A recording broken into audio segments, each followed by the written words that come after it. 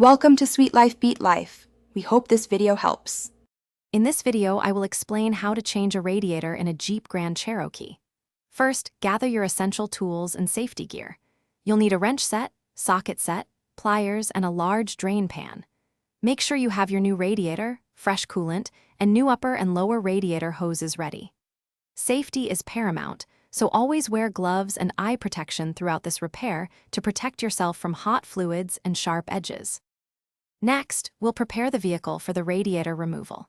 Begin by disconnecting the negative battery terminal to ensure electrical safety.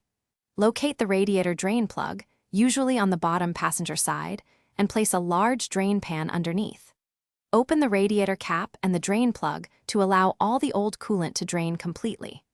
Once drained, carefully remove the upper and lower radiator hoses and any transmission cooler lines connected to the radiator. Now it's time to remove the old radiator. Start by detaching the fan shroud, which typically has a few mounting nuts or bolts and electrical connectors.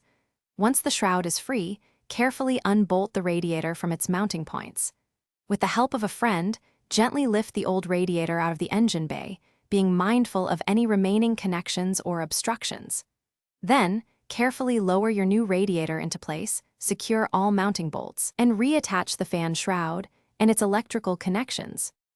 Finally, we'll get your Jeep ready to run again. Reconnect all radiator hoses and transmission lines, making sure all clamps are securely tightened. Refill the cooling system with the appropriate 50/50 coolant and distilled water mixture, using a spill-proof funnel to help bleed air. Start the engine, let it reach operating temperature, and check for any leaks. Also, for easy meal prep, check out the link in the description for some fantastic leak-proof containers and other great deals. Top off the coolant as needed after the engine cools down, ensuring the system is full and air-free. Thanks for watching. Consider subscribing if we helped you.